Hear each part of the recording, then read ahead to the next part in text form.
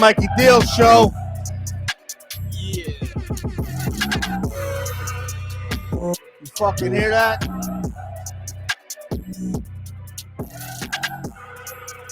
I got a very special guest today. Your mic is hot, so. Yeah, it is. All right. My man, I can't even say his fucking real name. But Ray Scamiotta, in honor of Ray Liotta that just passed away 3 years ago, my good friend. We're calling him Ray Scamiotta today. 3 weeks, I think. Yeah, something like that. Some shit like that. Something like that, bro.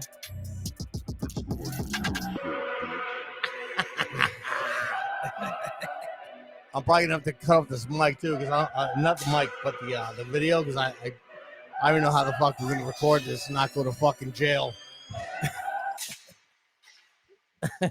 So what's up, man? Chilling, bro. Chilling. So everybody knows this is a friend of mine that I've known for I started Almost 20 years, right? almost 20 years. Yeah, almost 20 years. I started buying product in Richfield in 2005, I believe. No, it was earlier than that. No, it was 2005. 304, some shit. No, it was fucking 2005 that I started buying Was it? product. Yeah. Okay. I started in 02 there. I may be wrong then. So how the fuck? Hold on. 100%, I know that. Okay, then you but bro, you're young. How old are you now? 38. You're 3 years younger than me. So in fucking 2005. Oh, you're right, bro. Because I knew you before you were fucking 18. Yes. Fuck, bro. So yeah, it is like 20 years. Yup. That's fucking crazy, bro. Yup. Me and this guy, we've known each other almost fucking 20 years. Or yeah, 20 years. And we've got fucking stories. We've lived in. Do you remember the first time you ever met me? No. I bet you don't. No, not at all. I was with my pops. I was in Englewood in a fucking auto body shop parking lot. He rolled up and pitched me. I was like 14. This is like the late 90s. No, it wasn't the late 90s. I didn't start till 01. That's when I started. Okay. No, yo. Maybe I was like 16 then. Yeah, you were like fucking 15, 16 when I met you. You rolled up on me. I was in the car by myself and you pitched me. And I was like, nah, good. I'm all good, bro. But sell the fuck out. And you looked at me like, what? I was baffled. I must have been, especially in like Englewood, like where I know everybody, Englewood, Tenafly, all that shit. Yep. Like I know everybody over there. And if you would have said that to me, yeah, I would have been like, who the fuck is this kid? I'm like, like, so where was it? Like, what was going on?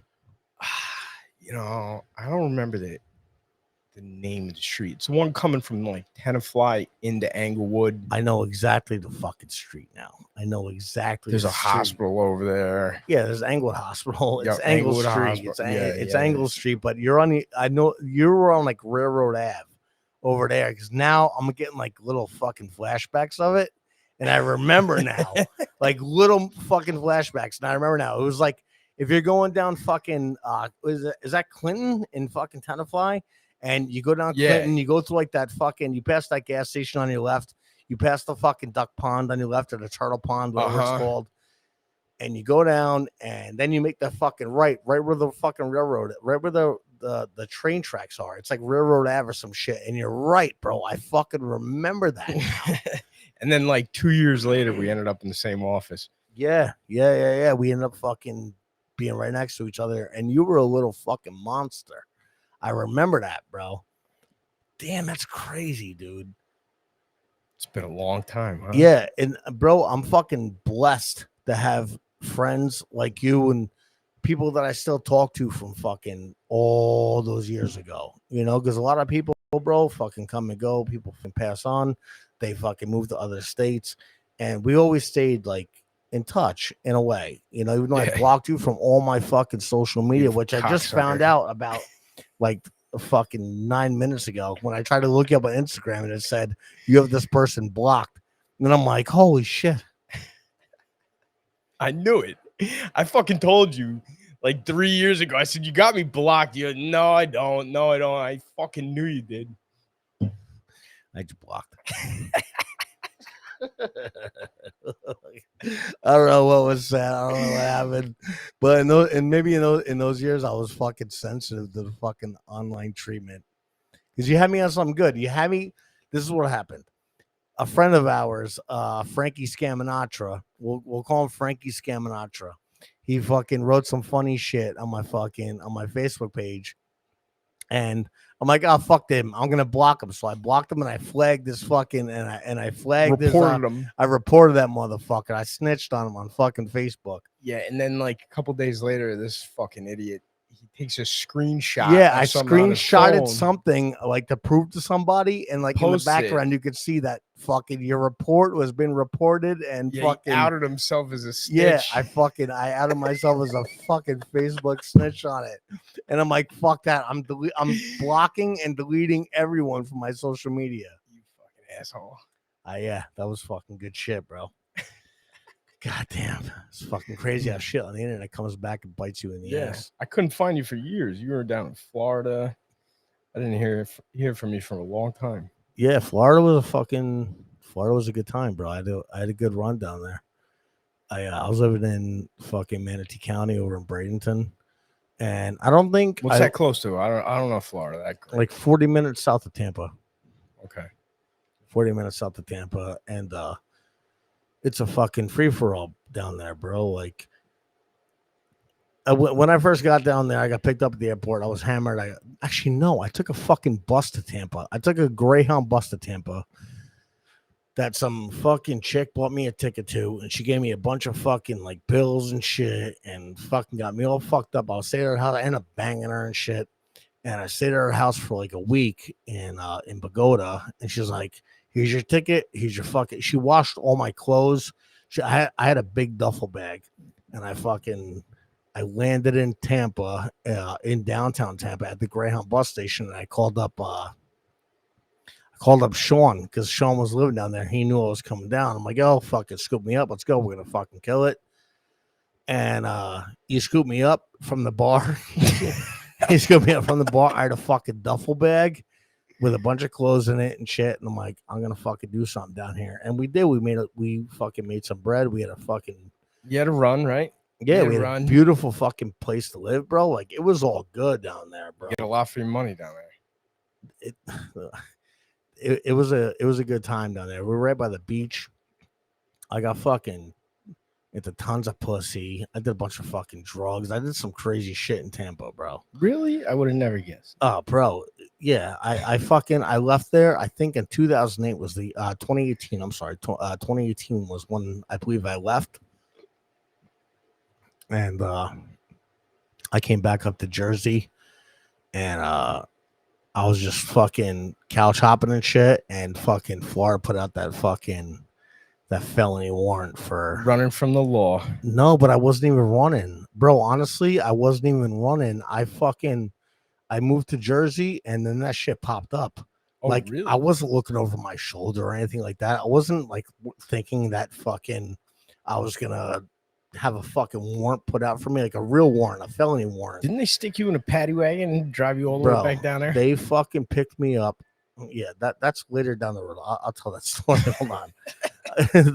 I'll tell that story. But I fucking came up here and I'm like, all right, I'm back in Jersey, fucking loving it. My sister's close by, my family's here. I'm gonna get grounded here and fucking, just do what I do. And like a week and a half goes by and I get this fucking I get this phone call with a Florida fucking Florida zip code, not a zip code, a Florida area code, and answer it, and it's a detective from Manatee County, and he's like, hey, Balls. He's calling me Balls because that's what my Florida name was. He's like, Balls, and I'm like, I'm thinking it's some guy from the radio or a comedian or somebody calling me, just fucking checking in. And he's like, yeah, this is Detective so-and-so from Manatee County, and you got a warrant out, my man. You got a felony warrant out for you, and I just want to let you know your best bet is to fly back to Florida and turn yourself in and handle it that way. And he was basically saying because like they're on me, you know what I mean? Like I got a fucking warrant out now. You didn't give him a PBA card? That shit don't work down in Florida, bro. I've tried. They look at them and they're like disrespected. Like you give them a PBA card in Florida and they look at it and they're like, what the fuck is this? It's the same shit in Cali. They say go back to Jersey. Yeah, they say go back to Jersey, go back to New York.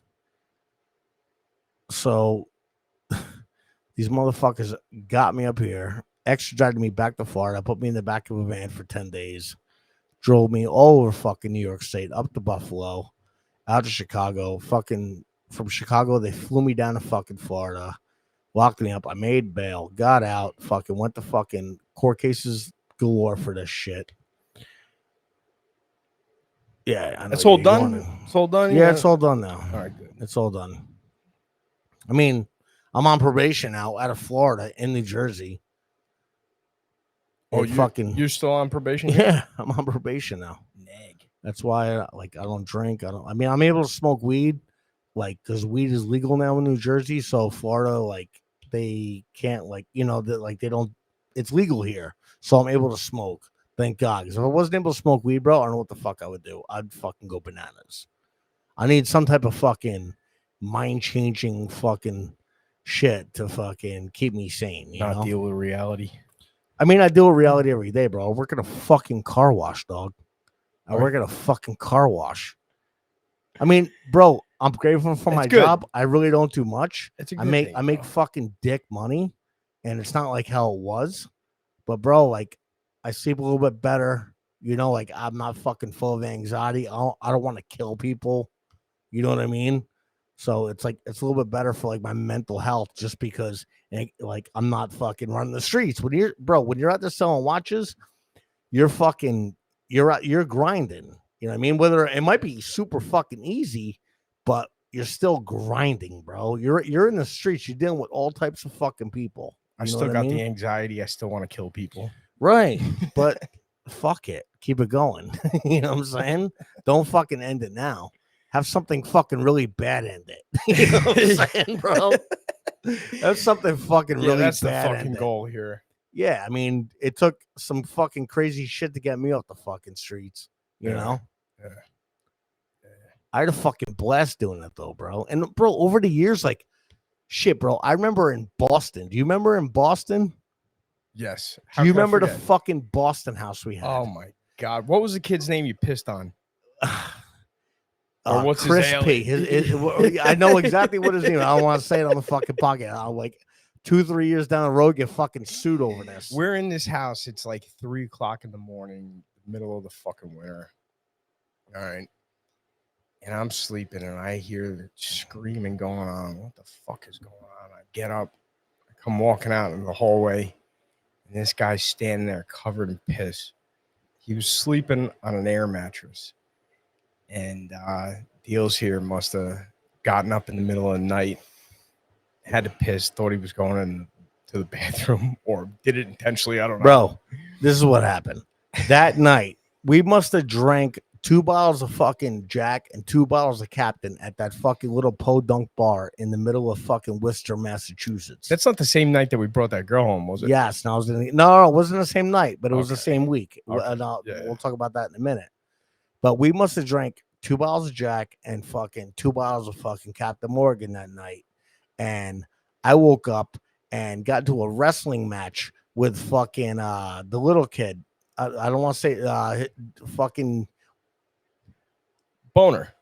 Right. We'll call him Boner. You're right. That was his name. I got into a fucking wrestling match with fucking Boner in the middle of the fucking hallway.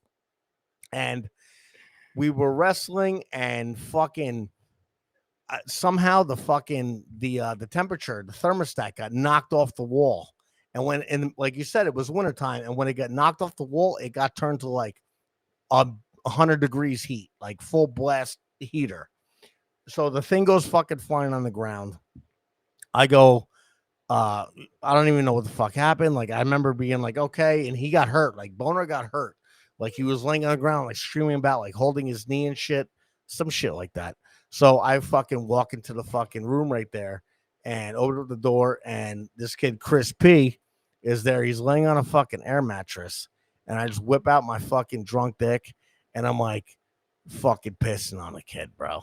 I'm fucking pissing on this kid. All And I remember, he's fucking sleeping, and he fucking opens up and he like sits up, and the kid's like 6'4", but he's a big fucking dummy. he was soft. Yeah, the kid was Twinkies, bro, 100%. So he like sits up. He's like, "What are you doing, Mikey?" And I'm like, "I'm fucking pissing on you, bro. You should feel fucking. Yes, You should that's feel what I was gonna fucking say. blessed that I'm fucking pissing on you." That's all I remember is walking into Dealz going, "You should be fucking grateful I pissed on you, you fucking bitch." Yeah, I told him like that he should be grateful that I'm pissing on him. You know why I remember very clearly that it was the dead of winter in Boston. It was fucking cold as 5 fuck. degrees out. Yeah, Blizzard out. Was because a name we mentioned before. What was it? Frankie Scamiotta. Scamiotta. Yeah. I remember another night we were there. Again, it's 2-3 in the morning. And I'm sleeping. And then all of a sudden I get woken up to fucking screaming and yelling and cursing. What the fuck is going on? I come out of the room. And Frankie Scamiotta, he had some brought over. And he's, "Get the fuck out. Get out right now, you fucking bitch. Get out." And we're all, the whole house wakes up and we're like, "What the fuck?" Meanwhile, there's like 8 of us, or maybe 6 of us in this house. Yeah. And the guy in the basement was like he was the manager of the house, and the manager of the crew that we had up there. And he was like the most responsible one. So if any shit went down, like he would come up there and fucking yell at us, scold us, and like guide us to bed. Try to be the adult. Yeah, like he was the adult of the situation. He was probably 26 years old, but he was more like a 40-year-old, like trying to keep the fucking kids under control in the house. So Frankie Scamiotta, he's like, "Get the fuck out." And now I look out the window, it's fucking blizzard come down. You can't even see out. It's just white. 5 degrees out, middle of January. And what the fuck is going on?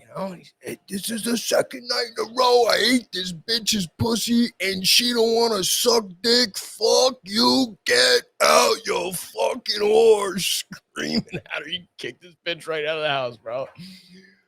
Oh my God. Yeah. Yep. And then I think he had her back again because he was like railing her in the bedroom. And then she's like, "Come in here. I want to fucking suck cock." That's what she was yelling. She was like, "Come in here. I want to suck everybody's cock." And that like woke us all up. Do you remember that? And then yeah, I remember it. Yeah, vaguely. I was only there. I only spent 1 week in there. Bro, and that's how it was in that house. We were out of our maybe 2 minds. weeks, but it was one trip. I only made one trip up there, and it was just a shit show from day one. It was it was like living in Vegas, but you're in the woods in Massachusetts. That's what it was like, because that fucking house was open at all nights. Motherfuckers are cooking chicken wings and fucking gambling on games and drinking all types of crazy shit, smoking shit. And that fucking broad. Do you remember the one broad? Oh, I remember. Yeah, you remember the one broad? I pulled her out of the bar, but then she got passed around by everybody. Bro. That was and she loved it. She was down. Loved it. She was down. Absolute pig. But Trav pulls this fucking who? Fucking Jimmy or Ray Scamiotta. I'll handle that. Don't worry. Fucking Ray Scamiotta fucking pulls this broad out of this fucking podunk bar in fucking Worcester, Mass.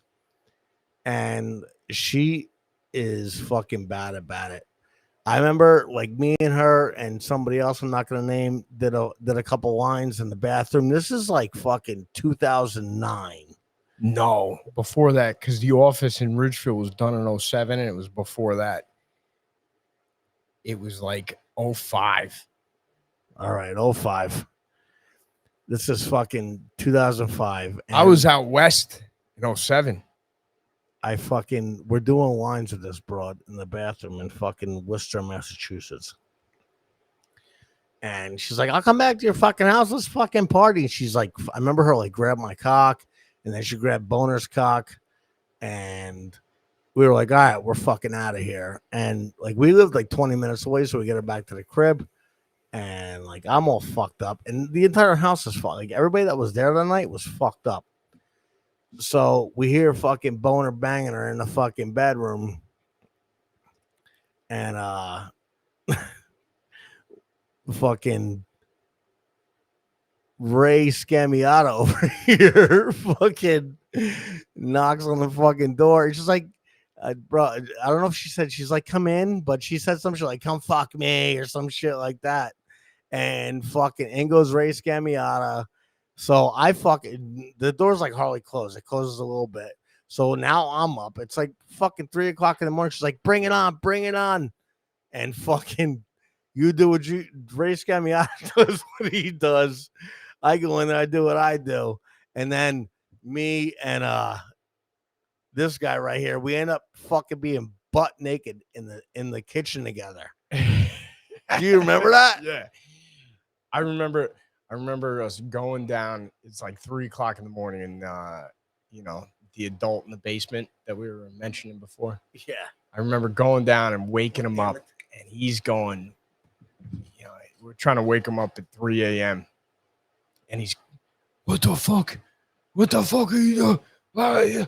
I said none of this, bro. We gotta be up early. And I'm going, no, bro, you gotta come up. You gotta come upstairs. And he says, what the fuck are you talking about?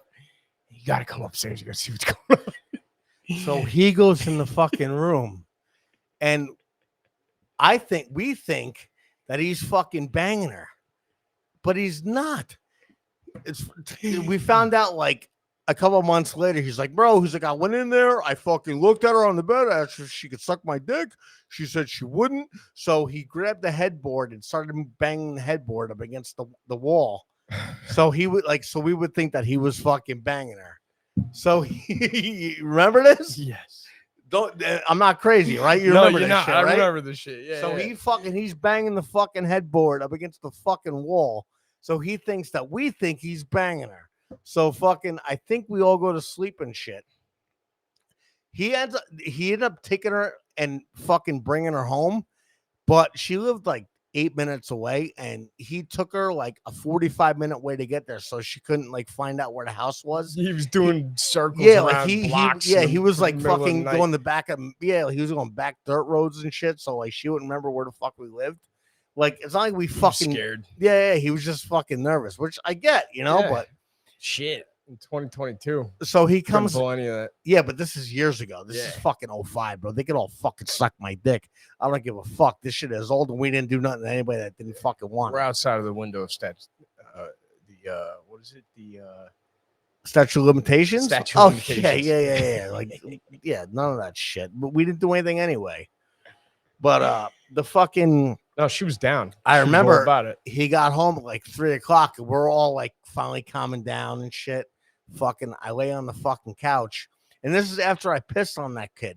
This is after fucking Chris Prodman got fucking pissed on. Fuck it, I'll say his name. Sue me. I don't give a fuck.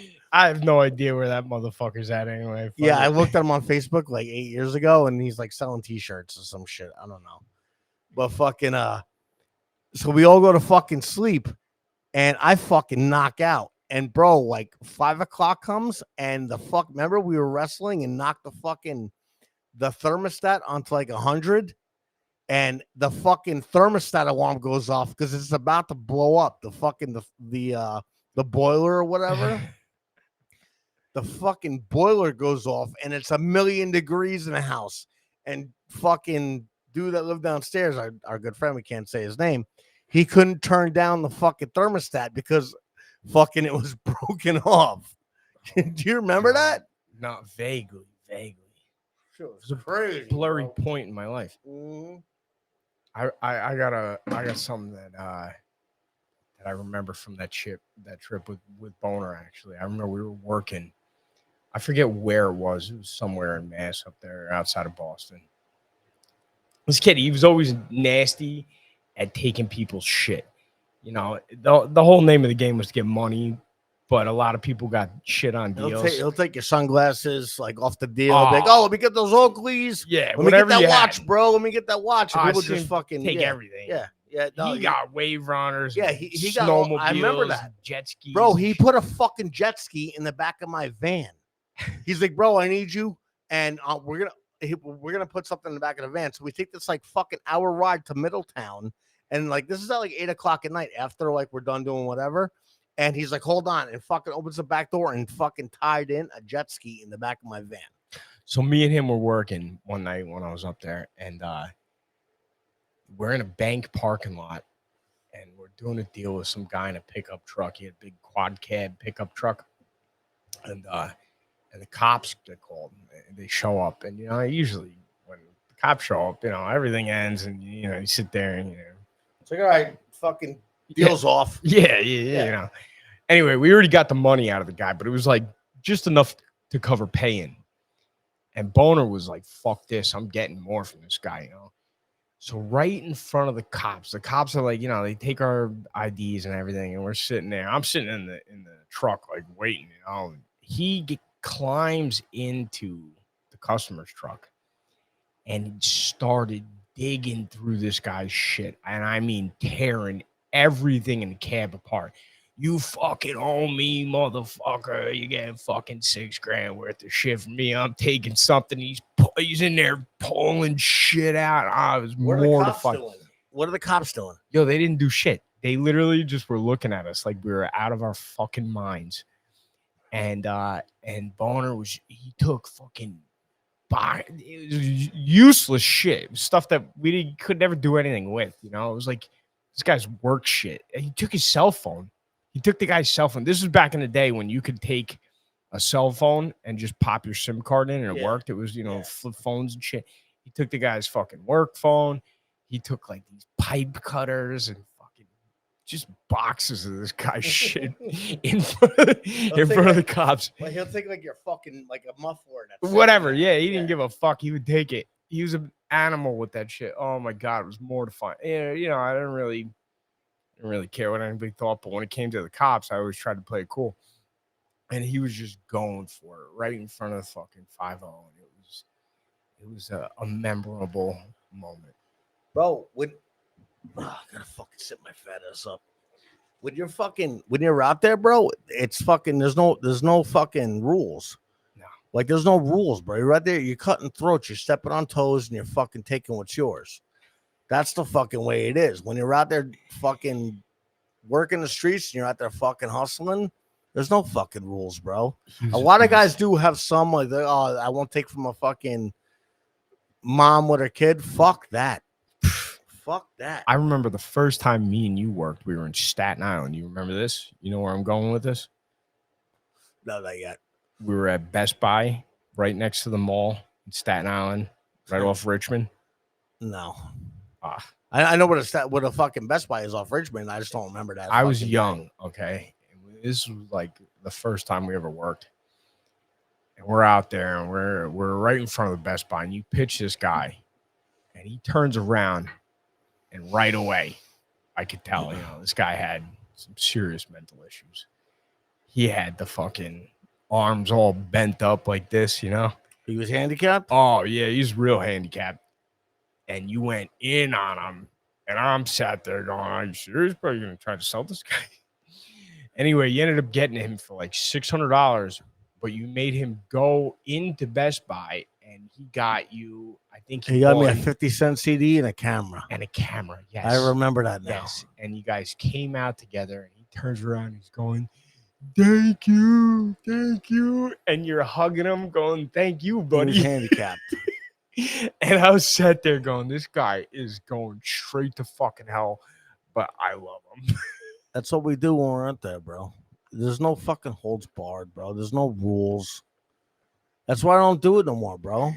Because if I get back on the streets, bro, there's no holding me back. I'll be drinking. I'll be fucking smoking crack with a fucking hooker. I'll fucking do all types of crazy shit because I get in that mentality. That's the mentality that I have to get in to fucking work the streets. I have to not give a fuck. I'll drive. I don't have a license. I haven't had a license in fucking years. I'm pretty close to getting it back. But you know me, bro. I've been driving for fucking ever. I never fucking stopped driving because I didn't have a license while I was working. It's fucking no holds barred, bro.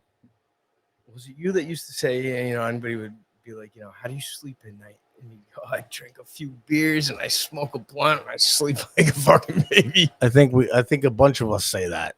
I think a bunch of us say that, bro. I mean, this is years ago, and I was a different fucking person, bro. I'm happy to be the person that like I'm fucking turning into now, bro. I'm 42 years old. I'm proud of you. It's I'm getting, proud of you it's being getting sober and whatnot, and trying to do the right thing. I'm trying to be a productive member of society for once in my fucking life. I guess we got to grow up at some point, right? It's not even about growing up, bro. It's about fucking sanity for me. Yeah. It's about sanity. Like, yeah. I was like, when I was still selling sets a couple years ago before I got out of the game and I was working the streets every day, I was out there to fucking survive, bro. I wasn't out there to make extra cash and fucking throw money in a bank account. I was out there to fucking pay for my hotel, pay for my 12-pack, pay for my fucking sleeve of Fireball shots. I was out there to pay for my sandwich. Like shit was real. It wasn't fucking like, I'm living this fucking great life. In Florida, yeah, it was great like that, but it came to a fucking crashing halt. I burnt my bridges, bro. Nobody wanted to work with me. I was a fucking disaster. If you worked with me, you had fucking humongous balls, bro. Because I'm going fucking apeshit wild out there. Oh, I remember. We'd be in the fucking bar at like noon every time down in Edgewater. And that was years ago. Drinking Jackson. Oh, yeah. That was fucking early 2000s. Yeah. This is fucking 2005 that we did this. So, but I didn't stop. I kept it going until my end. You did. I know. I kept it going until my end in fucking 2019. I kept it fucking going. Bro, I had a blast fucking doing it. I did. I had a fucking blast. I just had a horrible fucking plane crash ending where it was horrible. I ended up in psych wards. I couldn't stop drinking. I was fucking suicidal. Well, let's be clear here. You didn't end up in psych wards because you were a psycho. You ended up in psych wards for a free bed to sleep in. No, it wasn't because of that. It wasn't because of that, bro. I was out of my mind. I always had a place to crash on, like a couch or something. Like in Florida, like I always had a fucking place to crash on. I was just out of my mind, bro. And the only way that I could fucking calm down and go to sleep by checking in. Yeah, by checking in, going inside, getting a fucking tune-up in a psych ward, bro. Like getting sobered up in there and having them give me a bunch of meds and like detox safely off alcohol so I don't have a fucking seizure or some shit like that. Because that's what happens to alcoholics like me. Alcohol was never my thing, but I got hooked on the fucking blues back in the day. Bad. And speakers or watches were a double-edged sword because where most addicts and whatnot, they couldn't afford to keep their shit going. I always had hustle and I was always making money, so I always kept it going. And it's a gift and a curse, bro. It's a gift and a curse. 100%. You can go out there and make fucking $1,500 in 4 hours. And that $1,500 is gone. Like in my own story, like that $1,500 is gone. Say what? It's gone in 2 hours. Yeah, but 2 days. I make $1,500 and I'm not working for fucking 3 days. I'm fucking doing all types of crazy shit, spending that money because at that time I lived for the day. I didn't live for the future. I was never really like that. You did the right thing with your shit. Yeah, you did the right thing with your money. I was hitting the streets 6-7 days a week, and you're an animal when you work the streets. I loved working Sundays. Nobody else did. I fucking loved them. The day of the Lord. It's a fresh crowd. Yeah, nobody's out there on a Sunday, especially during football season. Mm-hmm. I used to work New Year's Day and shit. Christmas Day, Christmas Eve. Bro, me and you work Christmas Eve in Jersey City. With the Santa hats. We fucking killed it. All we did was work by the Holland Tunnel and go up to fucking Weehawken and Hoboken. And we did that loop, and we ended up at Arthur's. I'll never forget this. It was Christmas Eve. I forget what fucking year, but we ended up at Arthur's on New Year's Eve. Arthur's in Hoboken, New Jersey. Right? Steaks hanging over the plate and shit. Arthur's is one of the top-notch steakhouses in northern New Jersey. Yeah, Arthur's is still there, and they're right. They're about 15 minutes away. There's one in Morris Plains also. But me and my buddy right here, we fucking ended up at Arthur's on Christmas Eve. I think we made like $1,300 or $1,400 each that day, and neither one of us had any place to go. We're like, fuck it, let's go to Arthur's, and we went to Arthur's. We fucking ate up on steaks. We got fucking hammered. I forgot about and I forget what happened after that. But we ate steaks. We had fucking those big tomatoes and whatever those fucking onions exactly and shit. The onions and peppers and shit. Saute up. Yes, we had that at Arthur's, and it was packed because it was fucking Christmas. It was Christmas Eve. Bunch of derelicts like us. Yeah, I mean, you were just sitting there like fucking being loudmouth motherfuckers. Well, families are in there trying to enjoy their Christmas. We're fucking snapping our fingers at waiters. Fucking douchebags. That's a good memory, bro. I forgot about that one. Yeah. I just remembered it too. I think I'm pretty sure I've got pictures of the two of us with the Santa hats on. No, you have them with I've seen the ones you're talking about, but you did it like 2 or 3 years later with Chris C. Yeah. Those are the pictures that are out there. You don't have ones of me and you. Like me, bro, it was fucking, for anybody that knows, downtown Jersey City, there's a fucking a BJ's and a ShopRite. Home Depot. The Home Depot is in the underground Home Depot right outside the Holland Tunnel. And but the BJ's and the ShopRite isn't like a big open fucking lot. It's a BJ's, a ShopRite, what the fuck else? There's like a Maverick Discount Tire in there or something, and there's a bank on the other side. Yep. That fucking that parking lot though during the winter time, it's fucking juice balls. If you can't sell a set in there, bro, you have no business being in a fucking truck. No. Okay. So, but anyway, on Christmas Eve and any of those winter days, it's windy as fuck. And it is cold as fuck in that motherfucker, bro. Like you see the IBEW guys, the linemen, like the fucking contractors, they're all walking through there and they are fucking freezing. You better have your fucking gloves on and your fucking hat because it is cold and windy as fuck in that lot. And that just goes to show what type of animals are in there selling shit. Oh yeah, nothing stopped us. We used to work fucking blizzards and everything.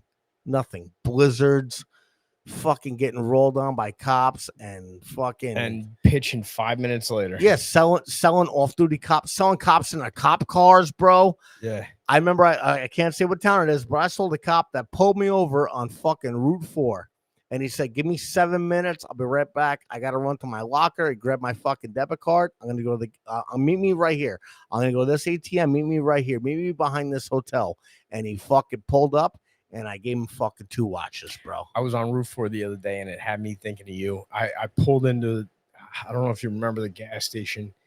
I think it's Englewood, maybe a little west of Englewood, whatever that is there. Teaneck, whatever. Yeah. There's no gas stations at Teaneck. It's either Englewood. If you're heading westbound on Route 4, it's either Englewood or Hackensack.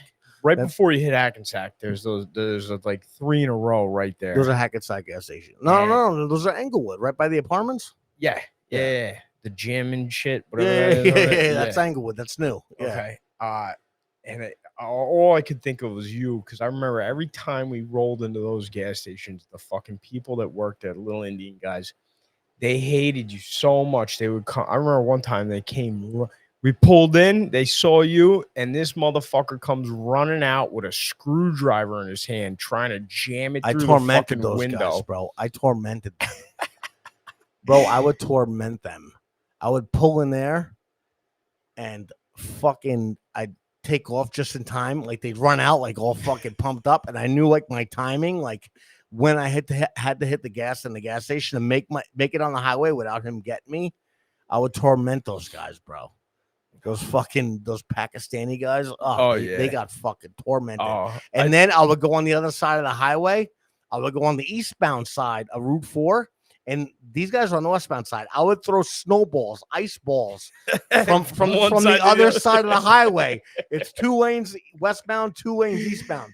So all I had to do was throw this snowball over 4 lanes of traffic, and it would like land near them, and they would get so mad. They would I get had so a few mad. over there that hated me too. If you went up, towards the bridge, towards like Fort Lee, I remember on the same side, on Juice the balls, westbound bro. side. Oh yeah, I all talked that about shit this used in to my get first crushed. episode. I talked about Route 4 in my first episode. How could you how not? much fucking money I made on fucking Route 4, bro? Oh, it was juice. How much money? I had a gas station over there. They hated me. And I remember one time I was in the lot and I was doing a deal, and the guy comes out, fucking blows my deal, and I was pissed. And you know those like it's like a balloon type thing, but they're like 25 feet tall, and they get the arms that flap around and the fan blowing them up. Yeah. They had one of them going in the parking lot, trying to drive business in their lot. This asshole comes out and blows my deal, and I was so mad. I ran over and I grabbed it and I tied that fucking thing into a tight ass knot. I was like, "There you go, you fucking cocksucker." Yeah, they love that. Oh yeah, he was so excited about it. Bro, what about this, which just hit me? Do you remember fucking me, you, Boner? Boner came in one day on their quota in Richfield, and me and you were there in the warehouse. He said, "Come on, let's go get this." No, I came in under quota, and fucking Boner was there, and you were there. I'm like, "Yo," I need another set. Let's go fucking do this. And we were all drinking and shit. And you guys get in the truck, and we drive from the warehouse of Richfield up 46 down 4, and I slammed that fucking rich dude in the Volvo. And he's like, "Come back in 3 hours." And we come back in 3 hours to that shitty hotel on Route 4, and he's butt naked on the fucking balcony. On the balcony. Do you remember that? Yeah, that was in the remember morning. that? We came back in the morning for that. I remember this clear as day. Tell the story from the beginning, because this is a good story. That shit happened. The guy, he could only come up with half the money. It was like $900. He owed like $450. He was like a truck driver or some shit. He was in that. No, he was getting divorced. He was getting divorced. Yeah. He was like a lawyer or some shit. He was in that shit, but he was from like the Midwest. He was like stocky, he like fucking white trash guy. Yeah. And he was how that dude ended up on Route 4. Come back. Well, he was in that shithole. In that shithole, yeah, the fucking the one dirtiest all hotel. Hookers getting banged by dudes from fucking the Washington Heights. The motel. It's not there anymore. I was looking for it the other day. Yeah, it's gone. And we had to come back in the morning. You're right. So we went there in the morning. Yeah, we got there. We pulled. We went to the office in the morning. We circled it up, did live practice, all that shit, and we check out. And we two trucks. We drove to, because we were separated and we had different. I went to his door, and we pulled into the lot. Before you even went to his door, we pulled in. No, I went to his door. I had his room number. Yeah, but I fucking knocked. I remember, bro. I knocked on his door. I walked up there. I had his room number. I knocked on the door. You and Boner were in the van downstairs, and I'm on the second floor, and you guys are looking at me. No. I'll tell you why I know you're wrong on this. All right, I was with Gully, all right, that day, and I think you were with Boner or whatever. And we pulled in, and you must have called him, because we pulled in right in front of he was on the second floor balcony, right? Yeah. And we pulled in right in front of him, and he came out of his room onto the balcony. Now, this is on Route 4, Fort Lee, right outside of the city. Yeah, right in the shitty motel. He comes out butt naked, naked, dick flapping around in the wind, naked. Right out on the balcony like this. Hey, you came back. And he had the fucking money ready. And he had the fucking bread. Was trashed. He had the fucking bread, and he gave me the money. And remember, like, somebody was downstairs, like, throwing out his shit. Like, the fucking maid was down there and, like, had, like, those booze or something. Yeah. Do you remember that? And he's like, "I can't find my alcohol." And, like, the fucking maid had all of it downstairs in the hallway. Do you remember that? Yes. So I'm not fucking crazy. No. Okay. I was talking about that. That's a fucking... That motherfucker was out of his mind. I was just talking about this last week. Saying what? I was telling somebody else's story. So everything we just went over. It's a good memory, you know. I didn't forget it, you know. Bro, I just forgot it till now. I just forgot it till fucking now, bro. I remember pulling up thinking, this guy's not fucking coming out. Right, this guy ain't answering the door. No way. And sure as shit, comes out. The only thing he had on was socks. Guy was like 300 pounds, fucking from like Buck Missouri naked, or bro. some shit. Buck He comes naked. out, dick flapping around in the wind. With cash in his hand. Excited to see us. Yeah, he thought it was like party time. And we're like, yeah, bro. I remember I got the money and I'm like, later. And I fucking went downstairs and the lady had all his alcohol. She had like his vodka and like his fucking beers. He was completely fucking out of his mind. What have you been doing like in the last like 5 years, Brian? You've been living in LA. Where in LA are you? In the belly of the fucking beast. It is an absolute decrepit shithole. What part is it? Well, I'm not going to say the exact part, but just what neighborhood? What part of the city? You're not in Chatsworth. Well, no. So I've got a couple places over there. I got a place by the beach, and then I've also got a place up on the west side by Bel Air, and I kind of float back and forth between the two of them. Because one's with my chick, and the other one's, the Peter Pan pad. Your fiance. Yeah. How long have you been engaged for? Long. Engaged? Not that long. Only like since Christmas. Congratulations, bro. Yeah. Thanks. Good shit, man. Thanks. But we've been together a long time. What is well, yeah, I know you can't get into like details of what she does, but she works in like A&R, right? No, not A&R. Oh yeah, I'm not touching any of that. He's not touching that. I'm not touching that because I'm out of my league on this one. I live a fucking double life here. It's like right here's the real you. Yeah, this is real me, Yep. But you're like every other fucking LA maggot. You go out there and put on some fucking I'm a chameleon. Yeah, you put on some fucking facade like they all everybody love else it. there. Yeah. They all know the deal though. They know I ain't one of them. Yeah, of course. Yeah. They know, but just that whole fucking LA life, bro. I gotta tell you though, I'm fucking sick of it. You have to be. I love it. I love California. I love it. I fell in love with it early 2000s when I used to go out there helping, rallying up offices and training, a long time ago, training guys and whatnot. Yeah, that was fucking 12 years ago. No, it was like 18 years ago. 18. So okay. It was a total different situation out there. And now they got this cancer called wokeness that has just taken over the state. They got this guy, Gascon, the district attorney of California. He prosecutes no one. No one. Yeah. All in the name of social Him and equity. fucking, they got that sheriff out there, Alex Villanueva. He's the man. He's cool. He's pretty good, ain't right? down with any of this shit. But they're trying to get him out. Yeah, they try to catch him on all types of shit. I see it on Twitter. He's an elected official, and they're trying to the city, the city council or whatever is trying to fire an elected official. Is it the city council that's trying to do it though, or is it the fucking Antifa, fucking purple hair, fucking woke crowd that's trying to do it? It ain't the purple headed they thems. It's the city council. I mean, look, they don't like him either, obviously.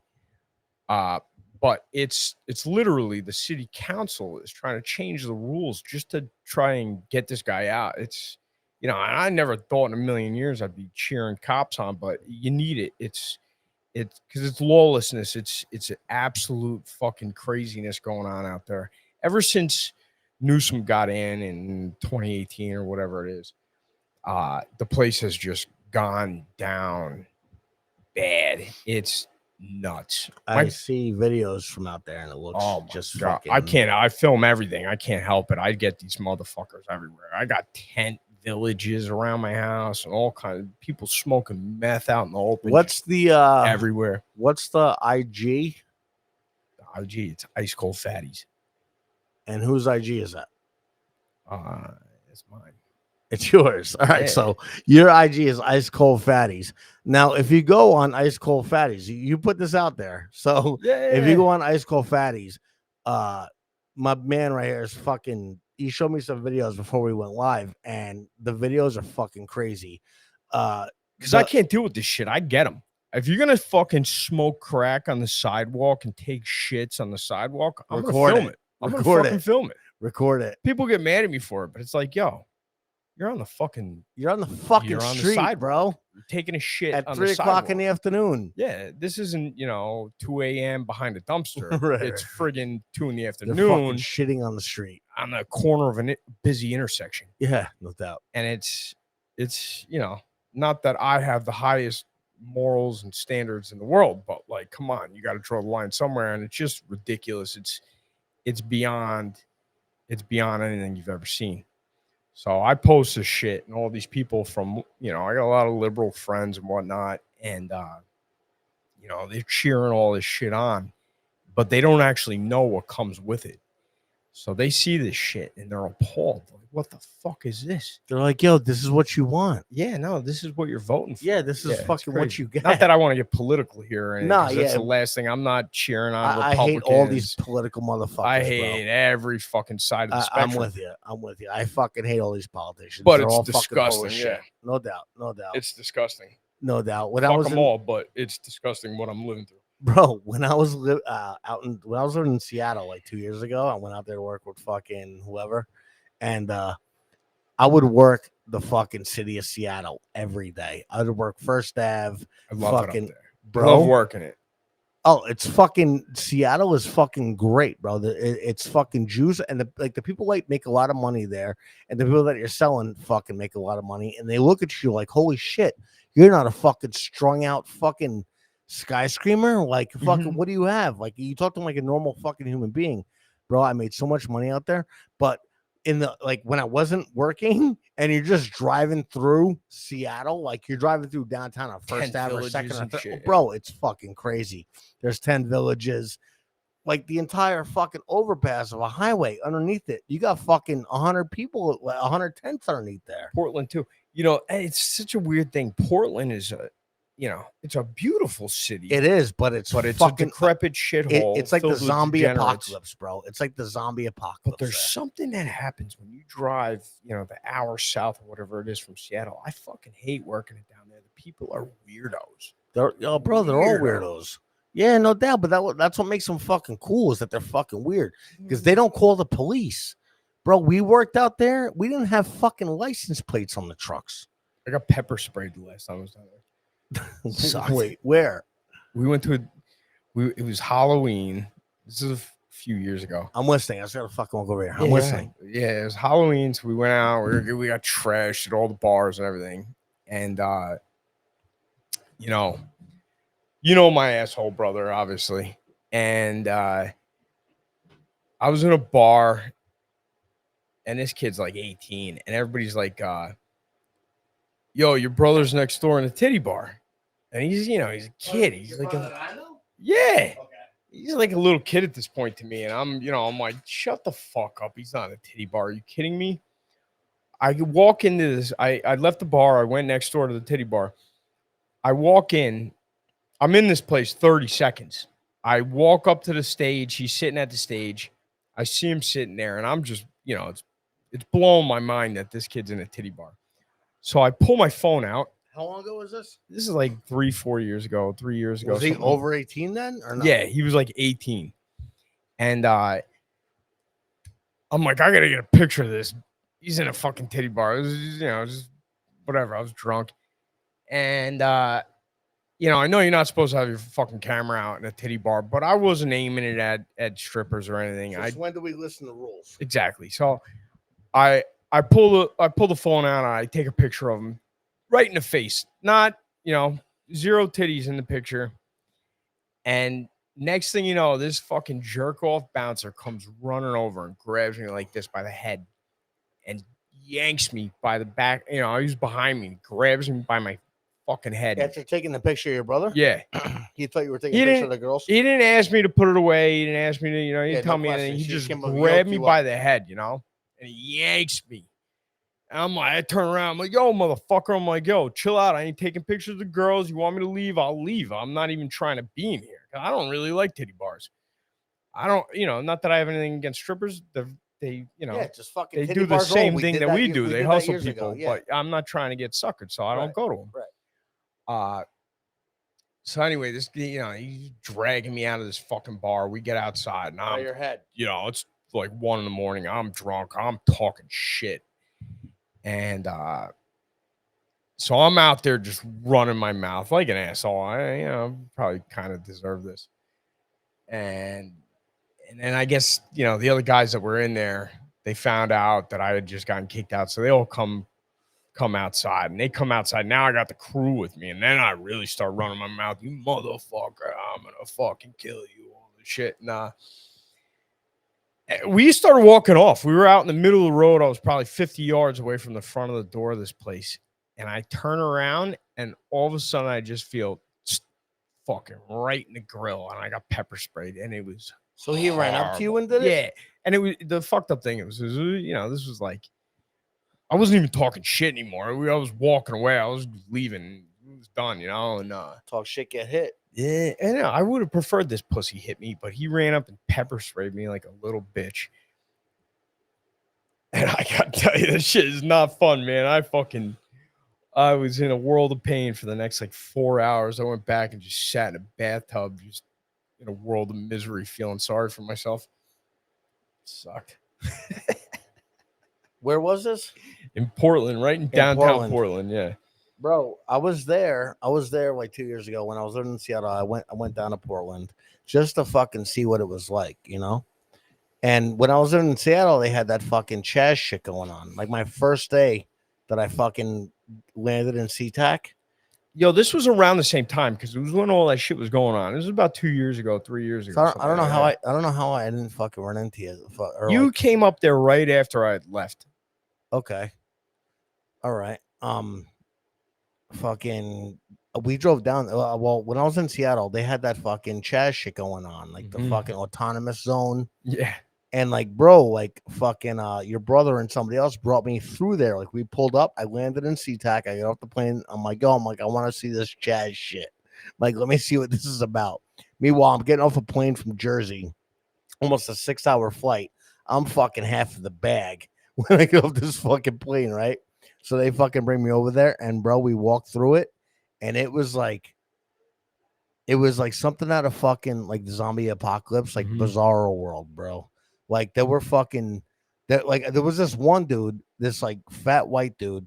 He had a fucking Black Lives Matter t-shirt on, and he's on the sidewalk, right? Past the barriers, because they set up barriers with garbage and dumpsters and shit. You couldn't drive through it, so you had to park and walk through. And he had a oil can cut in half like a fucking smoker, you know what I mean? And he was selling he wasn't selling, I'm sorry, he was selling to us, but he was giving out for free these fucking veggie fucking ribs. Yeah, what did he pull out the color chart? If you were dark enough, it was free. If you were a white boy, you had to pay. But I walked up and I'm like, what's up, bro? I need to get some ribs. He's like, hey, are you part of the movement? And I'm like, no, bro. I'm like, I just want some ribs. He's like, hey, man, I can't help you. And but what he was doing was, I learned a few minutes later, if you were part of the Antifa or the Black Lives Matter movement, he would give you fucking these free fucking ribs. But they were vegan. They weren't meat ribs. They were fucking turkey. Not even turkey. They were veggie ribs. You understand what I'm saying? It was fucking bizarre. Turkey ribs. Whatever the fuck they were, bro. It probably wasn't even turkey. It was pea. Yeah, soy fucking ribs. Yeah. I don't fucking know, bro. I didn't eat it. As the great Frankie Scamiotta would say, the communist tofu subversion. Basically, that's basically what it was. It wasn't fucking meat. It wasn't anything that you could kill. It was some shit that he fucking created. I'm the reason they went out there, because all right, they were rocking out Spokane, and I went up a couple of times. I made a couple of trips up there, and what should we call the adult in the room up there? You know who I'm talking about, the flip-flop Don. Yeah. So yep. So we went up there, and I'm pounding this guy. I'm like, yo, we gotta go to Seattle. I'm telling you, it's fucking juicy. So he had the whole crew in Spokane. And after a couple of trips, I've been pounding them the whole time. We got to go to Seattle. We got to go to Seattle. When you say juicy, you mean that it's a good area to work with watches. You're going to make a lot of money. Yeah. That's what you're saying. So I convinced him finally.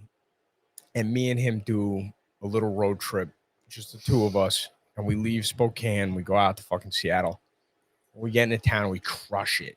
Day one, we crush it. We get this fat hotel room right in the center of downtown Seattle. And you got it for cheap then too, because it was the middle of COVID. Yeah, it was in the very It beginning. was a fucking ghost town. Actually, no, this was before COVID. Oh, really? Yeah, oh, you're right. Yeah, you're right. we were going out to clubs and shit. My and bad. Yeah. My bad. My bad. So we get there, and this is one of the greatest fucking sales I ever had.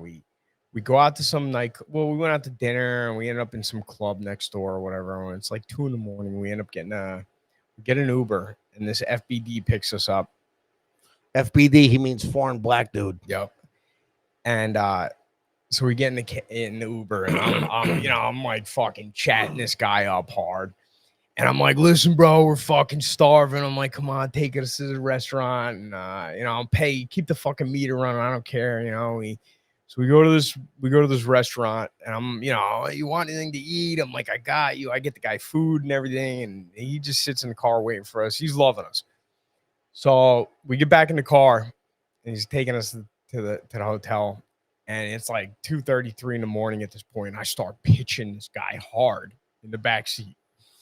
And, see the flip-flop Don is like mortified. He's like, what the fuck are you doing, bro? Dude, what are you doing? What are you doing, bro? I'm not doing this. It's Not fucking doing this, dude.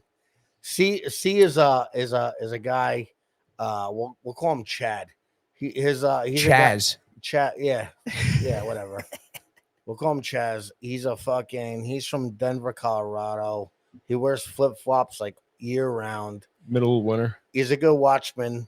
He sells a lot of watches. He manufactures watches, and he always he knows how to work the streets. He's bilingual. He's a veteran fucking watchman. He's good. He knows what he's doing. We've had our ups and downs, me and him. But I love him. Right.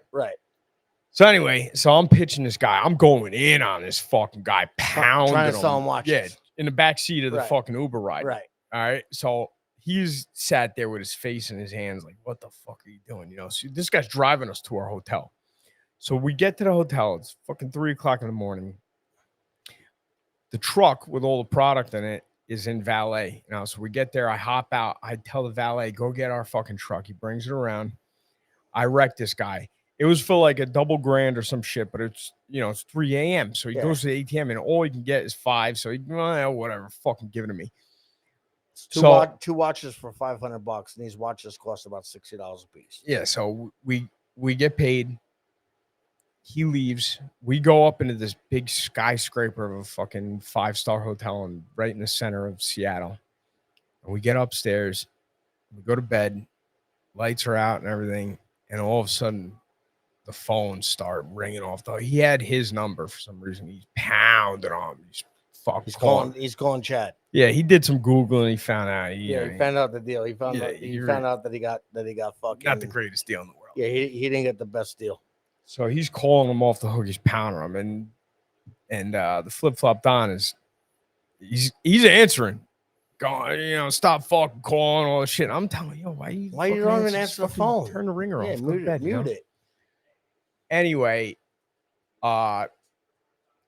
we wake up in the morning. Now we're in this fancy ass hotel, and we come downstairs, and we're going downstairs. They have a little cafe in there, and you get lattes and whatnot. Even at 3 a.m.? No, this was in the morning. This is at like 9 a.m. So we go downstairs, and we're getting weird looks from everybody that works there. And I'm like, all right, so these motherfuckers know what's up. Yeah, he fucking spread the word. Oh, he didn't spread the word. This guy was in the lobby fucking losing his shit, calling the cops, all this stuff, and demanding to come up to the hotel room, But the hotel was like, fuck you. We're not letting privacy. You up into some, we're not telling you what room they're in. We're not letting you in. Anyway, he calls the cops. The cops end up showing up at the hotel and telling him, listen, bro, if you don't get the fuck out of here, you're getting arrested. You're trespassing. You're trespassing, you scumbag. Yeah, and that's what happens. That's what fucking happens. A funny situation. Yeah. But so we heard all that from the people in the lobby the next morning. I love living up there, bro. If it was like that, I've only been there in the summer, and if it was like that all year round, I'd move up. Well, and you were there before COVID. Yeah, I did a lot of trips up there. I did 5 or 6 trips up there. But was it during COVID or before? All before. Bro, during COVID in Seattle, there was no fucking laws. Really? There were no laws. Nobody gave a fuck about anything. Like, bro, we didn't have license plates on the trucks. We didn't have shit. I got rolled on by the cops and they're like, you got any fentanyl? And I'm like, no. They're like, all right, have a good day. And bro, it got to the point where they started recognizing me in that Home Depot lot. I would sit that Home Depot lot, bro, for fucking 2 hours. And there was a bar, Sluggers in Seattle. Sluggers is on First Avenue and right in downtown Seattle, right across from where the Seahawks play. All right. And the fucking Seattle Mariners play at the I forget, I think it's Telecom or some shit like that. I don't know. And bro, I would go to fucking Sluggers. I'd sit in Sluggers till fucking 12 o'clock, 12:30. I got very fucking friendly with the owners there. I would tie one on and I would drive down the street in a fucking Suburban with no fucking license plates on it and fucking raise hell and make fucking 2 G's in fucking 4 hours. And nobody said a fucking thing. Is this the bar where you lit the cigarette up and the waitress came over and demanded that you put it out? Yeah, and you were pissed drunk going, make me, bitch. Yep, make me, bitch. That's the bar. It's Sluggers in Seattle. Yeah. I lit up and there was a judge. I heard about this guy. He was a judge in Seattle and he always came in there and fucking, I don't know how it happened, bro, but me and him started talking and like we became cool. Like it was like a speakeasy. Like the place was not open. It was not open back then. Like it was during COVID. It was supposed to be closed, but the back door would be open. The back door would be open. You walk in there. They were open till like 4 o'clock in the afternoon, 3 o'clock in the afternoon. And you walk in there at 10 o'clock in the morning and they make you eggs and bacon and give you a fucking Captain and Coke, bro. And like you're chilling. And like I'm paying them cash. Like I said, I became good friends with the owners. And fucking this judge is in there. He's either a judge or a prosecutor. Who's somebody high up there. And fucking I end up getting all fucked up in there.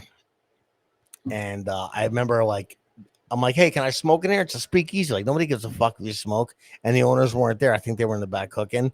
And the bartender, this little blonde broad, she's like, you light it up, we're gonna have a problem. And I'm like, fuck you. Like fucking I fucking light this cigarette up and shit.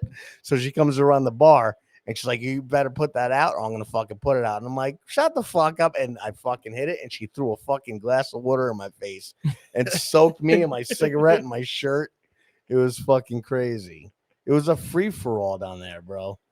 If you ever go to Sluggers or if you ever go back to Seattle, make sure you go to Sluggers because it's a beautiful bar. They got pictures of all like fucking all-star baseball player, Mariners, Ken Griffey Jr., fucking all these Seattle guys, you know, and it's a big spot. It's 2 floors. But when we were there, it was fucking shut down. It was just a speakeasy, you know? Yeah. I didn't, you know, I think it was before COVID the last time I went up there. I'm sure it was because like Alex, I could say his name, I'm not saying his last name, but Alex told me he was up there before COVID, and like me and him would work the city, and he'd be like, bro, this fucking block was packed, this block was packed, this block was packed. Because when I was there, it was just a fucking ghost town. Like that Home Depot lot, bro, fucking paid for everything. You know, COVID was a fucking weird thing with the game, you know, because definitely I remember the day that Tom Hanks and his wife, they were like in Australia and they got diagnosed with COVID. Yeah, he made a video, right? Yeah, some shit like that. And I think it was the same day that the NBA canceled their season and whatnot.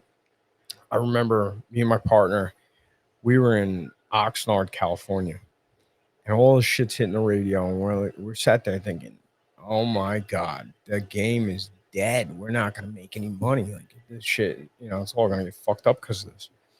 And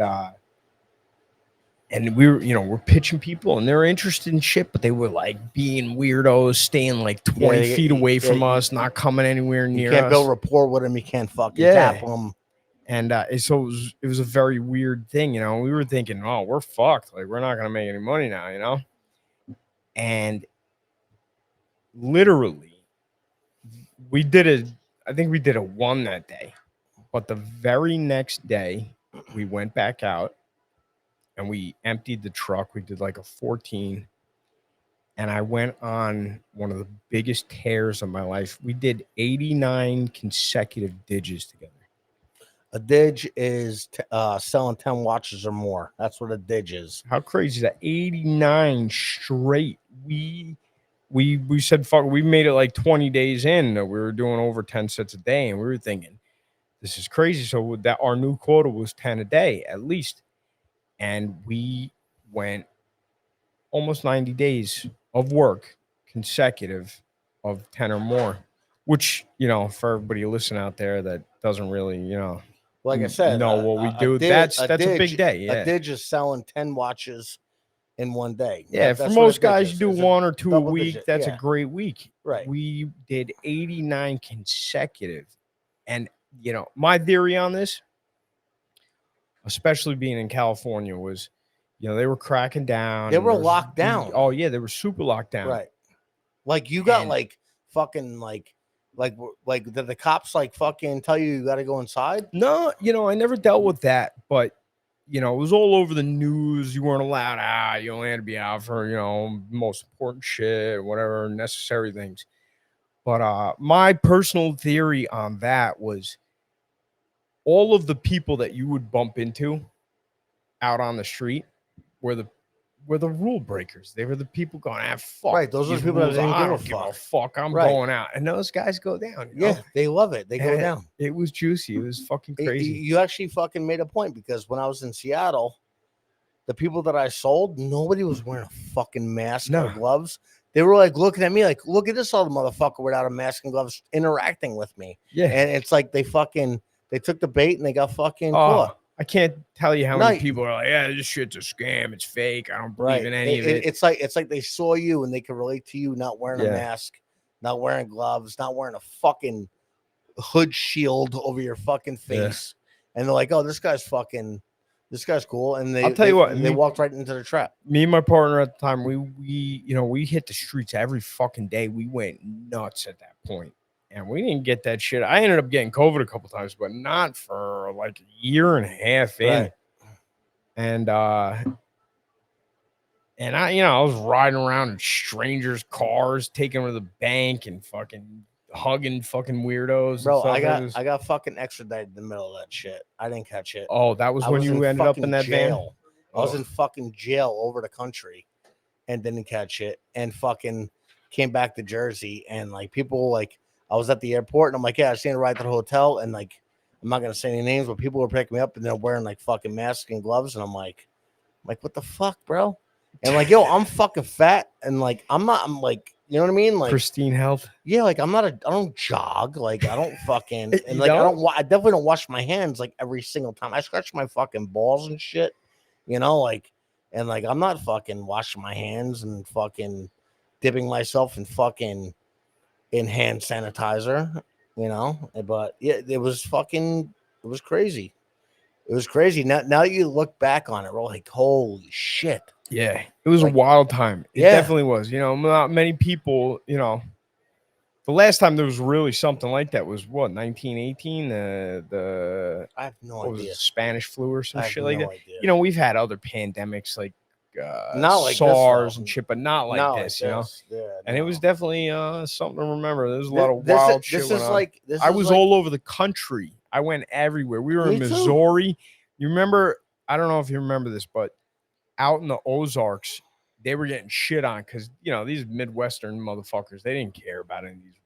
Yeah, because there's no fucking germs around. No, they didn't. They live in fucking Nebraska, and Montana. They were getting shit on all over the media because they're not wearing masks. And shit. Yeah, they were throwing ragers on the lake and shit. They didn't care. Yeah. Yeah. And me and my partner saw that going. We're like, let's go to Missouri. So the money's at. And we went out there and had a fucking blast. We were right up in all those crowds and did it all. And it was, you know, fuck all these rules. It was great. Yeah, and you didn't die. No, I'm still here. No doubt, me too. Unfortunately. Yeah. Fucking crazy, bro. It's been a lot. It's been a lot, man. Like COVID is these kids, it's basically their 9/11, you know, but I still think 9/11 was fucking worse, but this lasted longer. But not even so. Like we're 2 years into this COVID shit. When 9/11 happened, how old were you in 2001? It was a senior in high school, September of my senior year. You were old enough to remember though. Like Oh yeah, I when drove up in my town. You know, you drove up to there was a high point in my town. You know, we were only 15 miles, 20 miles, something like that, outside of Manhattan. I was in the towers like a week before it happened, and I remember we walked into history class, and you know, shit was going down. They turned the news on and whatnot. We boned right out of class. We went up to the top of the hill, smoked a blunt, looking at the fucking towers coming down. It was crazy. Yeah, I remember it, bro. I was in Englewood. Yeah. I was working for Volvo in Englewood, and like fucking people would come in all the time, dropping off their cars, and they get like a loaner car to go. Fucking blah blah blah. They'll be back that afternoon, but all this shit. Bunch of them didn't come back. I don't know about that, but I remember that morning when that shit happened. Like all our mechanics lived in fucking Washington Heights in the Bronx, so these guys are all in there at the car dealership working at cars. And I was listening to Howard Stern, and fucking he said something about fucking the World Trade Center's been hit, and like I knew the World Trade Center's the Twin Towers. So, but all these fucking mechanics that were working in Volvo, they're from DR, they're from the Dominican Republic. So they're like, oh no, the World Trade Center is different than the Twin Towers. They're arguing. And I'm like, oh shit, like the fucking Twin Towers got it. Then another fucking plane came in. And then like you don't know what to think. But the fucking towers came down, and bro, there was a fucking you couldn't see the sky, you couldn't see the clouds, you It's all could gray. and there was no birds, there was no squirrels, there was no bugs.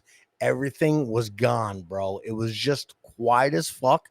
And the mechanics are like, they shut down the dealership like 1 o'clock, and they're like, yo, bring them to the bridge so they can get home. The bridge is fucking closed, but you're able to walk over it. Bro, it took me 6 hours to get from fucking Englewood to the George Washington Bridge in dead stop traffic, and I was driving around people, bro.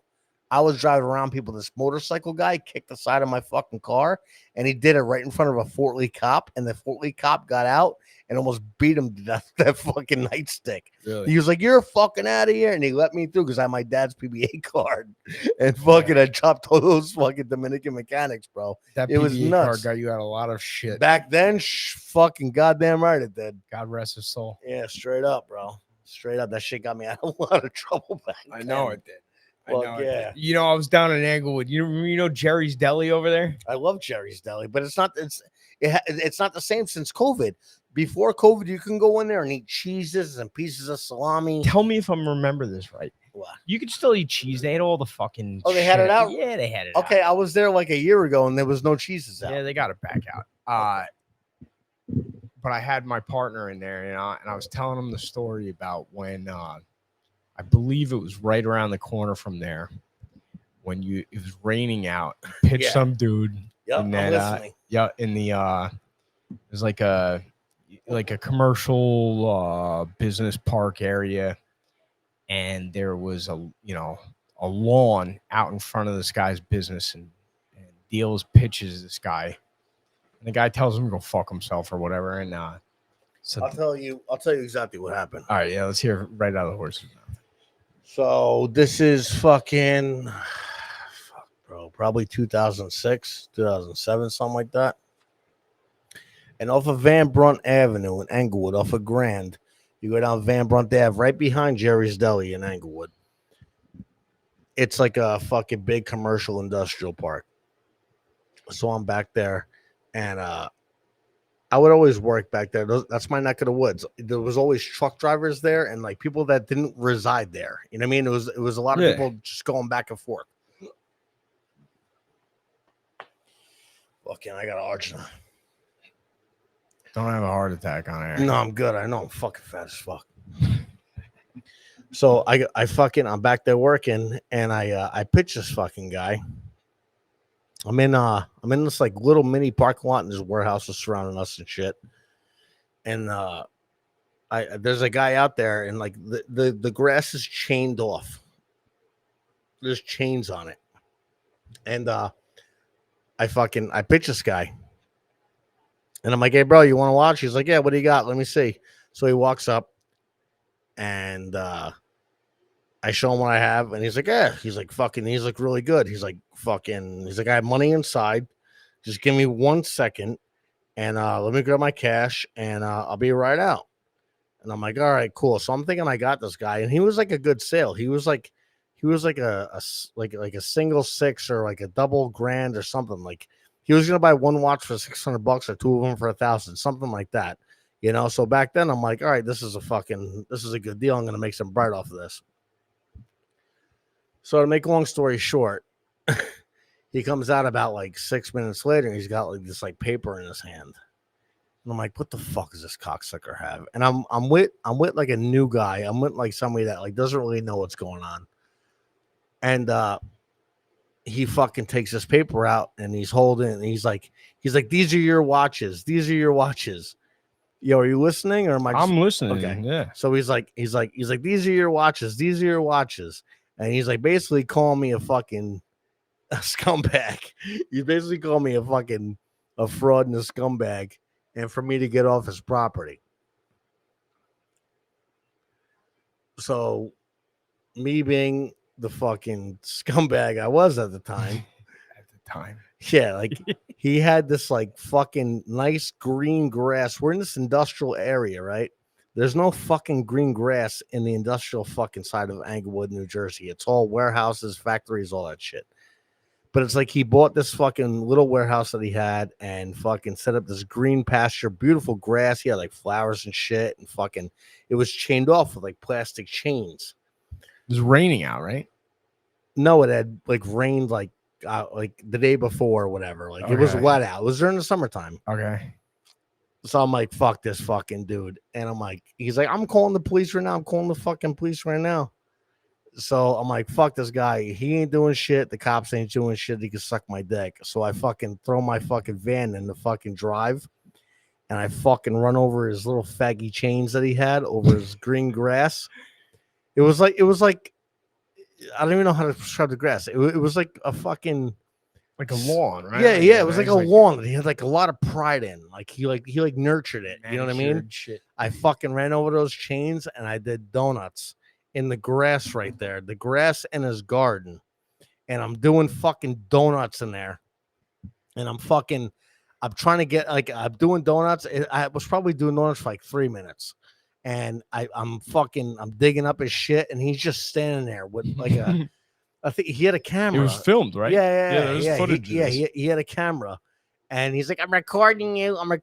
Who's some like fucking. If you're looking at the video, he's one of these. All right. So he's fucking recording. Big nose, little hat. Big nose, little hat. Exactly. So I'm fucking doing the donuts, and I'm like, all right, fuck this guy. I'm out. And I go to like fucking, I don't know how. I got stuck in there. I got stuck in the mud that I created. I did so many donuts that it looked like a fucking like a fucking motorcycle fucking go in there and ride around in a fucking motorcycle and do jumps and shit.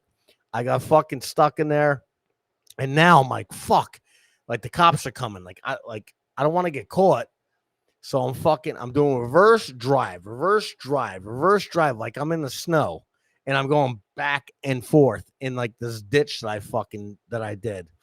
Back and forth, boom, fucking tranny drops. The fucking the transmission on the fucking van drops. You got stuck there. What happened? I was fucking stuck. Yeah, the fucking cops came. And all the guys that were fucking there that day retired, so I don't give a fuck. They came there and they're like, what the fuck is going on? They're talking to him and they're talking to me, and I'm like, fuck this guy. Like, he fucking owes me money. I had them completely tricked. And plus they knew that my father used to be a cop in that town.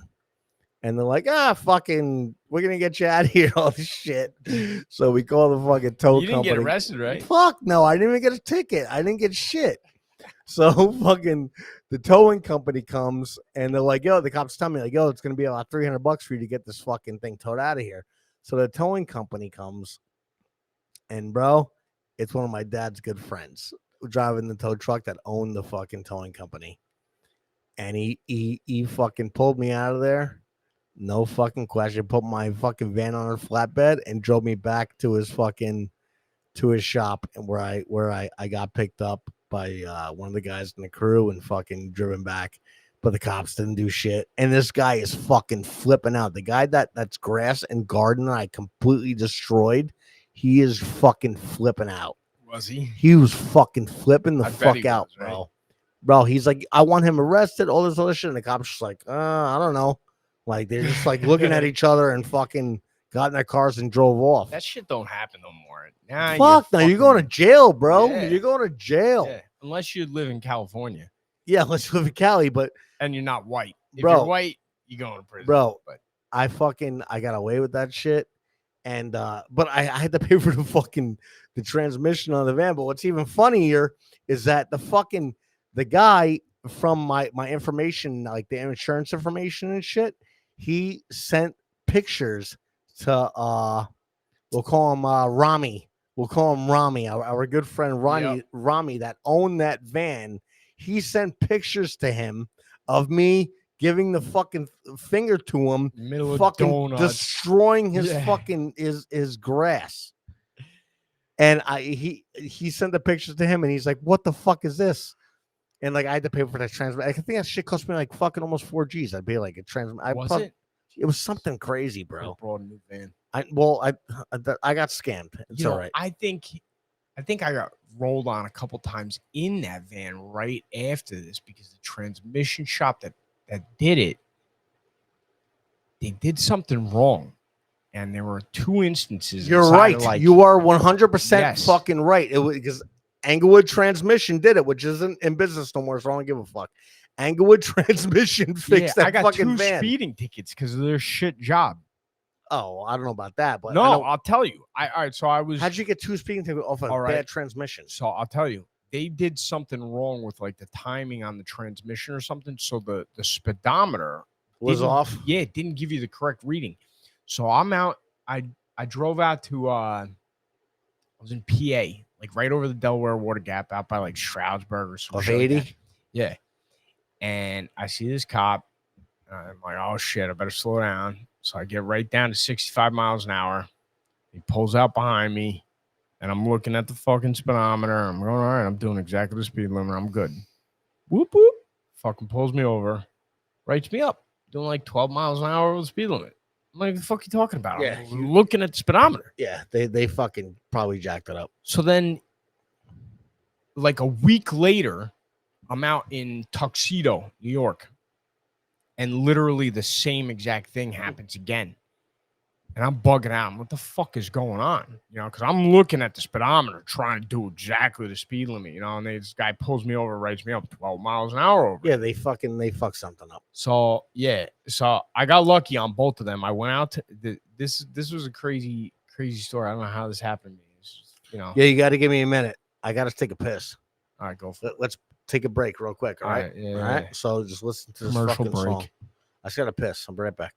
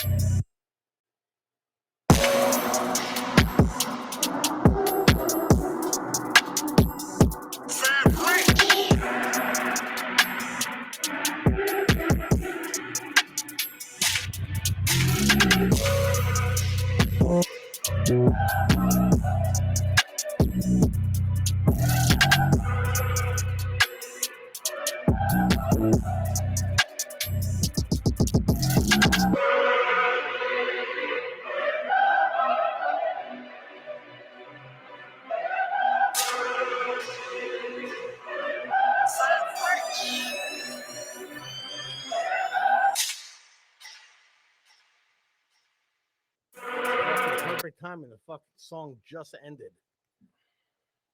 That was perfect timing. Yes. My bad, bro. I had to fucking piss. No worries. So anyway, so I go into court out in Stroudsburg first. I get there. The fucking courtroom is empty. It's me and one black dude in there. I'm sat there thinking, what the fuck is going on? And we're waiting. Some dude pops his head out from behind the curtain in the back or whatever, and he calls out our names. He's like, the Honorable so-and-so cannot make it to court today. You're both dismissed. I'm like, Jesus Christ, that don't usually happen. And then but the second one up in Tuxedo, I come in with this fucking printout report from Englewood Transmission because we had to send the van back to them, and they had to fix it That's again. who did all the trainings. Yeah, so I got this printout from them saying, like, yeah, we fucked up here, whatnot. So I go up in front of the judge and I give this shit to the court, and this judge was fucking hating me. He's like, you are full of shit. He knew? Oh, he didn't believe? No, I wasn't even lying. I was telling the truth.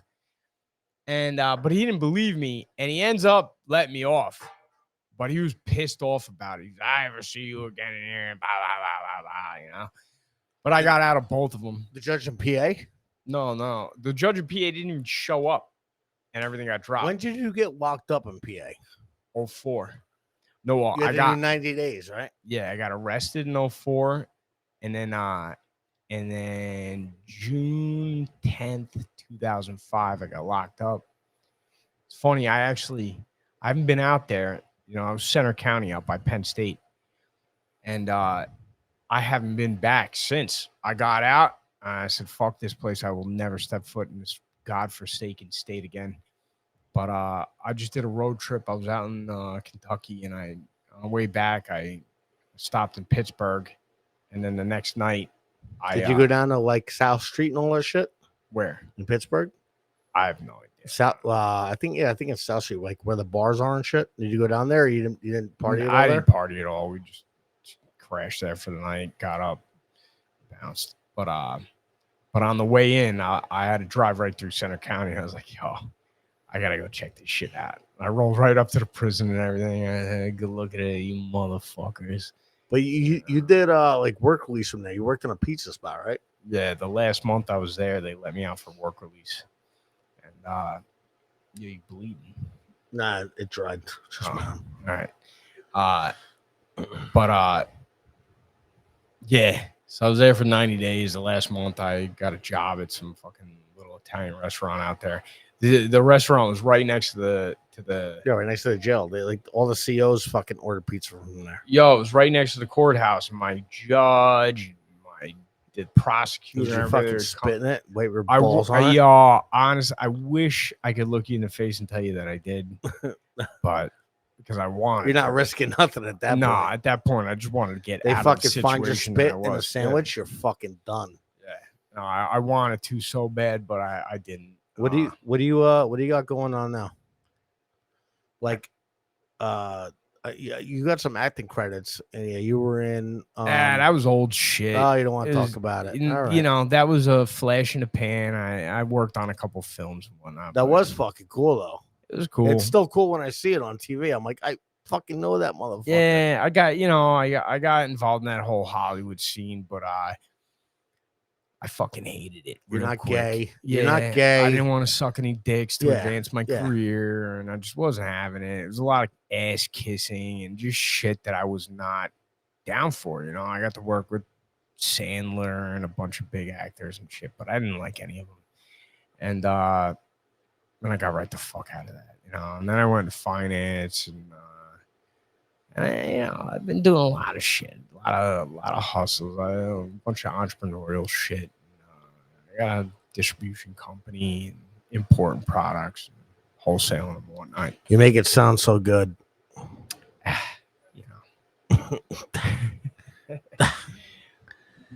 don't have a boss. It's the most important. That's thing. the most important. I get up thing. when I want. I go where the fuck I want. That's what I fucking miss, Take bro. off Like when I want. That's what I miss, bro. I hate waking up in the morning. Yo, bro, I woke up at 8:00 in the morning. I did a podcast the night before. I was up till 5 a.m. I went to sleep. I woke up at 8. I fucking went upstairs at 8 to fucking play the ZD. I came back down. I slept from 8:00 yesterday morning till 6:00 at night. Went back upstairs at 8 again and came back downstairs and fucking passed out again till this morning. Good. That's years of running, bro. You know what I mean? Like my sister asked me, my mom asked me, like, how the fuck do you sleep so much? Because I didn't. You know what I'm saying? Yeah. Because I didn't sleep for years. Catching up. Straight up. Straight up. Yeah. I sleep. I wish good I could now. do it. I don't sleep, bro. I'm up all night long every night. Because- I sleep like 2-3 hours a night. You know, No. you got these fucking the iPhones and whatnot. They tell you how much you sleep Yeah. because they can tell You when can you're tell got when you're the phone fucking. in your hand. Yeah. And I average like 2.5-3 hours a night. It's horrific. It's but horrendous. That's because you're fucking running, bro. Yeah. You're running a gun and your fucking brain doesn't shut the Yeah. fuck off. I can't get to bed at night. Right. But then I'm still up at 7 a.m. every day. and Right. Going. Yeah. I'm not saying you're up fucking doing shit. Like you're not. No, it's I'm like not you're up- even it's- being a maniac. No, like I used to. You're you not know, up I'm like fucking- drinking and Nah. doing blow. You're not doing No. that. You're fucking. You're up. You're focused, and your fucking brain doesn't shut off because it's all about go, go, go, go, go. I'm pretty sober now. I even quit smoking weed. Like it's only been about 2 months, but yeah, I just want to take. You ever smoked weed in 2 months? You know, want to take life right to the fucking face every day. I'm not gonna smoke weed right now. You should smoke some weed right now. I see you looking around for it, but I'm not gonna do it. I have it right there. I'm sure you do. I'm not gonna do it though, because I just I don't want to deal with it. You know, fuck it. Yeah, fuck it. I mean, that's the way to go then, bro. Fucking deal with it and fucking overcome it. You know, like figure your way out of it. But anybody that's fucking working the streets, bro, we all have fucking sleep issues. Nobody fucking sleeps great at night. Just because when you're on, people don't realize it, bro. And I didn't realize it until I stopped working the streets, was that all your senses are working, bro. All your senses are going. Yeah. You know what I mean? When Yeah. you're working the streets, all your senses are going. You're detecting shit. Yeah. You're picking shit up. You're seeing shit that regular people don't fucking Yo, see. and, you know, that's a big reason why a lot of the people that I, you know, people in my very small circle out in California, you know, a lot of them are oblivious to the shit going on out there because they don't see the city and what's going on the same level that I do. Well, yeah, because They're in their bubbles. yeah, exactly. They're in their fancy bubbles, cars, bro. and Right. they go to and from their shit. And Right. they, you know, they see a little bit here and there. Oh yeah, it's crazy, but I'm in the thick of it. Yeah, you're working the Non-stop. streets. Yeah, You- and You see the dude in the fucking behind the dumpster fucking taking a take shit. shit. Yeah. But it's only because your awareness is up, and your awareness is up is because you're working the streets. And you got to be Yeah. aware of your surroundings when you're out there fucking. Yeah, I got robbed Grinding. at gunpoint about a year ago. It was fucking crazy. Yeah, but that's. I mean, I didn't even call the cops. I just kept working. Right, I sold exactly. The fuck out. Yeah. you're so over this shit. It's like, Yeah. all right, bro, you got a gun. Just take my shit. Take I don't it, give whatever. a fuck. Yeah, I'll eat the fucking $800. I'll just go pick up some more shit. The cops aren't gonna do nothing if they catch you anyway. Yeah. So just fucking keep moving. Yeah, Go didn't even call. right. Fucking- Go re up and get back on your grind. I didn't even have to re up. He only took 2 sets. I had like 10 on me. I went and What a sold the other fucking 8 moron. right What after. a moron. I was like, all right, I'll take a little lunch break. Was ate the some guy that lunch. you pitched? Yeah. Yeah. Well, It was spontaneous shit. It was the middle of the show. He had his girl digging around for cash to count all this money, and literally this fucking asshole. I saw it happen. A light bulb goes off in his head, and he goes, "Oh, duh. And he reaches under the seat, pulls out a gun, and goes, "Oh, I'll just fucking take it." Fucking next thing you know, I got a loaded gun to my fucking head, and I was like, just take it. Yeah, just take it, you It's- fucking moron. He's the not name gonna of get the any game. money Fuck for it it, because he yeah. doesn't know how to sell it. Yeah. Oh, exactly. This Yeah. shit's no. meant to be sold and hustled on the street. Yeah. But He's getting played the fuck out either way. Yeah, he played got himself. home and fucking Yeah. committed a felony for Yeah, no fucking and reason. but if he would have called the cops on him and he would have got caught, he would have fucking quadruple played himself. I know. He's lucky he didn't call the cops on him. I know. But that's why we don't call the police, bro. Like we don't do that shit. Bro, my garage has been robbed 6 times in the past 2 years. I don't call the Do cops. you have like a window or something there? How do they get These in? cocksuckers, they fucking break the doors in and shit. I caught them Ugh. twice in the act, chased them off. But yeah, you know, it's just wild out there now. So it's just shit that happens. Fucking LA, bro. Crazy. So yeah, how long are you back here now for? I've been here like 6 weeks already. No, I know, but when are you going back? I'm out this weekend. You going back to LA? Yeah. Are you flying? Yeah. Back to the belly of the beast. Yeah, man. Yeah, man. Fucking, it's good to see you. Like a lot of us don't fucking survive Yo, a lot up of us until aren't these around anymore. Yeah, a lot of us aren't around, bro. A lot of us don't survive. Shout out to Gully. I miss him every day. A lot of us don't survive and are able to fucking come on a podcast that another one of us has fucking started. You know, I'm trying to do something different. Well, when I heard you were doing this, I was like, I was tossed up. Do I want to go on this? Do I not want to? But I had to support it because I want to see you fucking make it. And I appreciate that, bro. And I appreciate it. And bro, like you're one of the OGs. You're one of like Well, I've been around this shit since bro, I was we're in diapers. Bro, but I mean like with me, you know what I mean? Yeah. Like again, like was it 18 years we've known each other, some shit like that? Like, and we've talked about some stories on here. How many other ones that we're not remembering We right now? didn't even scratch the fucking surface. Right, bro. Before we came on this, I said, the only problem with this is I got a really bad fucking memory, so I'm gonna miss a lot of shit to talk about. Right, bro. Like I didn't remember all those fucking stories. Like we've been to Vegas, we've been to fucking Miami, we've been to fucking Miami. Oh, what a shit show! I mean, I lost my wallet, I lost a passport, my IDs, my credit cards, everything. We got to the fucking airport. I had to get on with no ID. It was a fucking shit show. Yeah, man. But hey, you're still living and you're doing good, and that's fucking the most important thing here, bro. Yeah. And like I'm fucking like you're my first like real friend that I've had on here that like I've known. You're like somebody I could say like, yo, that's my boy. And like if I was fucking passed out outside in the fucking ditch, I know you'd fucking pick me up and help me out. Yeah. You know what I mean? Like you're like my first real fucking friend and road dog that I fucking had on here. Hell yeah. I got somebody else lined up this week, and I'll tell you when we're done recording. But this is what it's about, bro. And like you can come on here and like nobody knows your fucking name. The camera's on me. Like I don't give a fuck. You know, like I just want people to be able to come on here and vent. Shit, you want me on from the West Coast? I hate that Zoom shit. Like I have Restream where it's like it's kind of like Zoom, but it's better. It's made for like broadcasting, but I want somebody right across from me, bro. That's the best way to do it. Well, let's see how much longer I last on the West Coast because it's turned into a communist fucking. But it's been like that for years. Not like it's been, bro. Ever since Gascon and Newsom got in, like 2018, it has turned into a fucking shithole. That was 4 years ago, bro. It's been years. Yeah, I guess. And like, I don't see them getting voted out. No. Right. It's fucking crazy. Right. I don't understand. Like, I mean, there's something about leaving though that makes me feel like I'm getting defeated, and I don't want to. So I'm a bit of a glutton for punishment, and I no doubt kind of enjoy being the asshole from Jersey that sits there telling everybody they're fucking cuckold bitches. Right. No doubt, bro.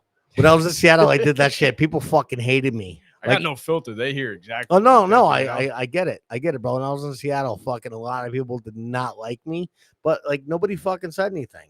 Like I didn't have any fucking problems, They got no spine. They ain't saying shit. Yeah, those motherfuckers are Twinkie filling, bro. Like they're fucking soft as shit. Yep. But not everybody. Like I'm not talking about fucking the fucking Mexican fucking cartel. Yeah, no. I'm not talking about you guys. Fucking head off. Yeah, you guys will come here and fucking burn my fucking house down and kill me. No, I'm not talking about them. I'm just talking about just the fucking purple-headed they thems. Yeah, bro. Yeah, the they thems, the fucking skyscreamers. Get the fuck out of here with that shit. Yeah, I think we've all had a fucking enough of it. And like, bro, I'm not even a conservative. I'm not like a big Trump guy. I'm not. Like, I don't like. I just don't want any more fucking bullshit going on. No, but it's like sickening. Yeah, but it's not gonna end. No. Like it's not gonna end. Like it's global. It's happening all over. Yeah, the world. It's fucking nuts, bro. Cutting little kids' dicks off. Yeah, like teaching them how to be trannies. Mastectomies at 15. Bro, do you follow libs of TikTok? Of course. Yeah, it's great. Bro, the shit that they fucking get up on there is fucking crazy. Go watch What Is a Woman. Go to whatisawoman.com. I don't work for these people. I'm going to edit that off this podcast because they'll yank this off of YouTube for that. Really? Oh, yeah. Yeah, they'll yank that off. And you can't say the G word. We all the bride and the you can't say that word. They'll yank my shit. Did you know that? Wow. Did you know that? No. Well, I mean, I should have fucking assumed it. You can't say it. They'll fucking yank my shit right off. Cartel. Yeah. The woke cartel. Do you believe deals could get canceled? I mean, they could fucking try, bro. But if they pull off my YouTube, like I'm No, not a big fuck, podcaster. yeah, like, yeah, you know, I'm yeah, trying to like fuck get your this shit up. going. Yeah. You know, like let them find this shit 10 years from now. Let them find this episode 10 years from now, you know. What a sad fucking world. It's fucked up. It's fucked up, bro. It's fucked up. But listen, that doc, you heard it. Yeah, I know. You gotta go watch it. Yeah, It's fucking which crazy. I think I've seen clips of it on like YouTube clips, Yeah. but I haven't watched the whole thing. AJ's movie's out too. Oh, I seen it. It's good. Is it good? Yeah. Really? AJ 2024, is that what it is? I forget the name of it. What about Alex Jones? Yeah.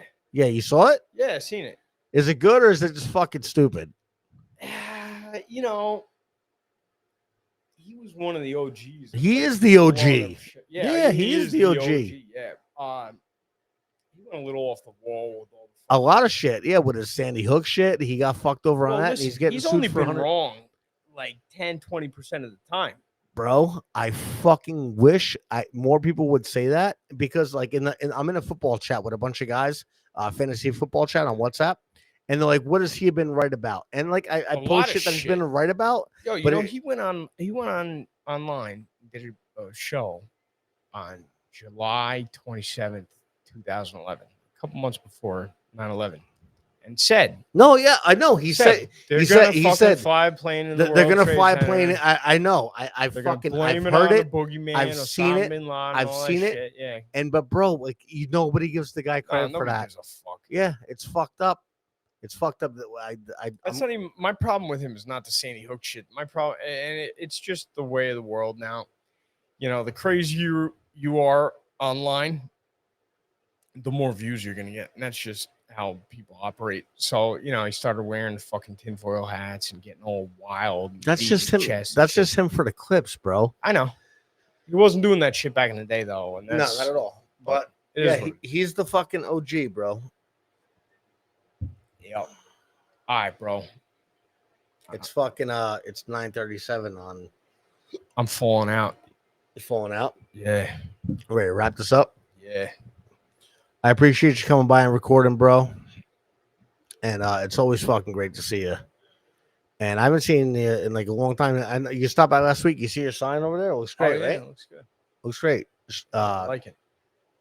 Ray Scamiotta dropped off a beautiful Budweiser neon sign here for my sister's bar. Goddamn, that looks horrible. It's really just a little fucking cut my fucking wrist. Yeah, I was looking over. I'm like, Jesus, no, it's Christ, fucking guy going to the bathroom, cut his wrist. Yeah, that's what I did. Fucking yeah, man, it's fucking great having you over here and coming on and talking. Like we talked about some shit, and it's good. I think people are gonna like it, especially the street hustlers, bro. Of course. The guys that we know are gonna be like, "What the fuck?" Yeah. So it's fucking, it's great having you on. I've talked to a lot of them in a long time. I miss all of you. Bro, I don't talk to anybody now except for like a few heads. I talked to Sean, I talked to Tony, I talked to Raheem. Yeah, everybody's all spread out with their own fucking issues. Yeah, bro, there's nobody here that like I fucking like. There's none of us that are here no more. Yeah. You know, even Balky, he ain't here. He's like on the West Coast, I think. I think he's. I love like that Seattle. motherfucker. He's never in the same spot. No, he's. Have you seen his Instagram? That motherfucker. I talk to him every day, bro. Yeah, he's on like a nationwide fucking tour of me and that dude. A fucking changed the game, bro. He was. Yeah. He's a serious OG. Bro, he posted a picture on fucking Instagram the other day and he picked up a shirt and he's got like an 8-pack. Shredded. It's like, bro, how the fuck did you do that? Yo, he was big.